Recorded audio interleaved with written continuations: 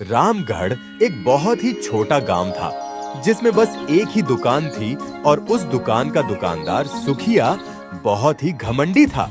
उसे इस बात का घमंड था कि गांव वालों के पास कुछ भी खरीदने के लिए उसकी दुकान में आने के अलावा और कोई चारा नहीं था, इसलिए वह सबसे बुरा व्यवहार करता था। सुखिया जी, हम कब से यहाँ खड़े हैं, अब तो सामान दे दो। अरे देख नहीं रहे कितनी गर्मी है, ठीक से पंखा भी नहीं करने देते। जल्दी जल्दी बताओ क्या चाहिए।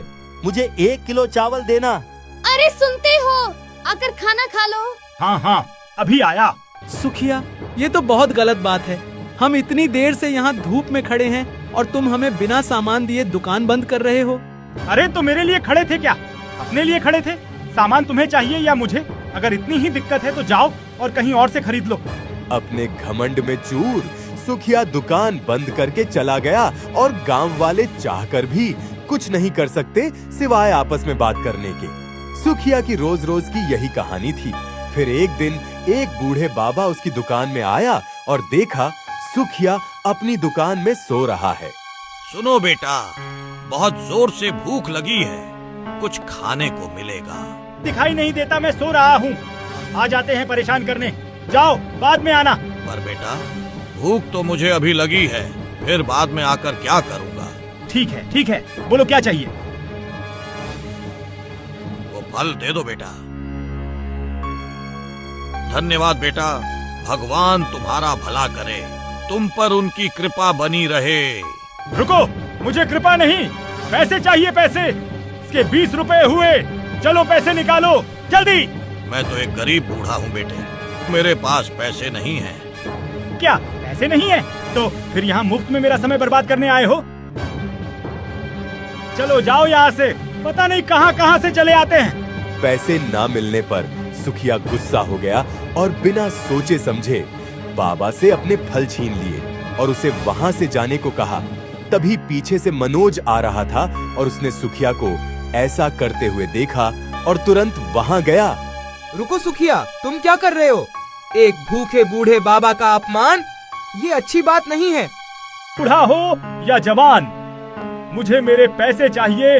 मैंने यहाँ कोई धर्मशाला नहीं खोल रखी जो मुफ्त में अपना सामान बांटता चलूं। तुम्हें पैसे चाहिए ना? मैं देता हूँ पैसे। चुपचाप बाबा के फल इन्हें वापस करो। मनोज गरीब जरूर था पर वो एक दयालु और अच्छा इंसान था। उसने सारे पैसे देकर सुखिया से फल खरीद लिए और वो फल बाबा को दे दिए। तुम बहुत भले इंसान हो बेटा, पर तुमने तो तुम्हारे सारे पैसे इसे दे दिए। अब तुम क्या करोगे? मेरा ध्यान ऊपर वाला रखेगा बाबा। आप भूखे हो, इस पैसे की ज्यादा जरूरत आपको है। आप ये फल खाइए। भगवान तुम्हारा भला करे, तुम्हें तुम्हारे अच्छे कर्मों का फल बहुत जल्दी मिलेगा। धन्यवाद बाबा। तुम्हारा कल्याण हो। बूढ़े बाबा वहाँ से मुस्कुराते हुए चले गए, पर किसी को ये पता नहीं बूढ़े बाबा कोई मामूली बाबा नहीं थे, बल्कि एक सिद्ध साधु बाबा थे जिसने मनोज के बर्ताव से खुश होकर उसे आशीर्वाद दिया। और जब मनोज वहाँ से कुछ ही दूर गया तो उसे एक पेड़ के नीचे एक पोटली मिली जिसके अंदर कुछ चमक रहा था। ये क्या है? इतने सारे सोने के सिक्के, पता नहीं ये किसका है। अरे कोई है? ये पोटली किसका है? कोई है? मनोज ने इधर उधर बहुत खोजा पर उसे दूर दूर तक कोई नजर नहीं आया। मनोज समझ गया कि जैसा कि बाबा ने उसे कहा था, शायद यही उसके अच्छे कर्मों का फल है। लगता है ये बाबा का चमत्कार है। उन्होंने जाते जाते मुझसे कहा था कि मुझे मेरे अच्छे कर्मों का फल जल्दी ही मिलेगा।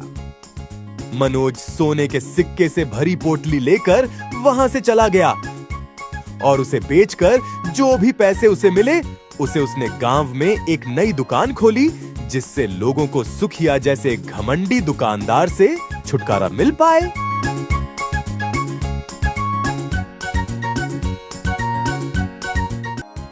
ये दुकान खोलकर तुमने बहुत अच्छा किया मनोज।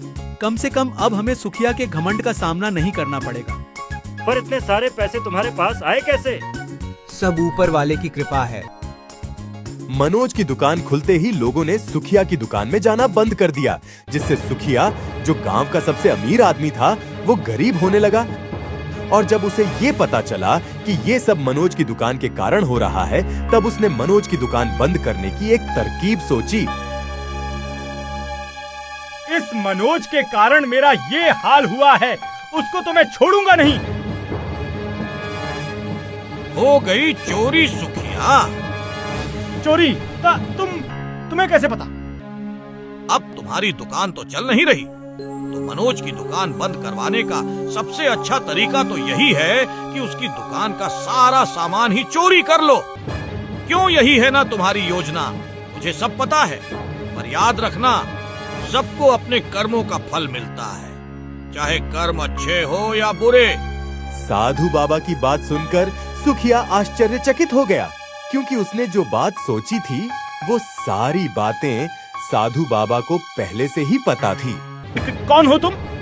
मैं हूँ महर्षि मलकम। उस बूढ़े बाबा की असलियत जानकर सुखिया के होश उड़ गए, क्योंकि ये कोई मामूली इंसान नहीं, बल्कि परम सिद्ध और चमत्कारी महर्षि मलकम थे, जिनके पास बहुत सारी शक्तियां थीं। मुझे माफ कर दीजिए महर्षि, बहुत बड़ी गलती हो गई मुझसे, जो आपको पहचान नहीं पाया और आपका अपमान किया। मैं हूँ या कोई और, तुम्हें किसी का अपमान करने का हक नहीं है सुखिया। अपने घमंड में तुम इतने चूर हो गए कि लोगों का अपमान करना तुम्हारी आदत बन गई।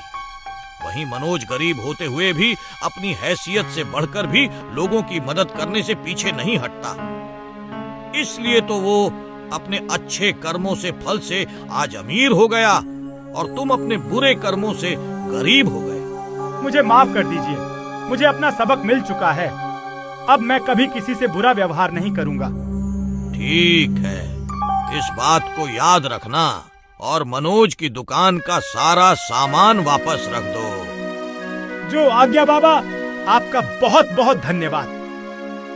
महर्षि मलकम वहां से गायब हो गए और सुखिया को उसका सबक मिल चुका था। उसने तुरंत चुराया हुआ सामान मनोज के दुकान में रख दिया और वहां से चला गया। उसके बाद सुखिया का घमंड हमेशा के लिए खत्म हो गया। धीरे धीरे उसके अच्छे व्यवहार के कारण लोग फिर से उसकी दुकान में आने लगे और अब रामगढ़ में 2 दुकान थे।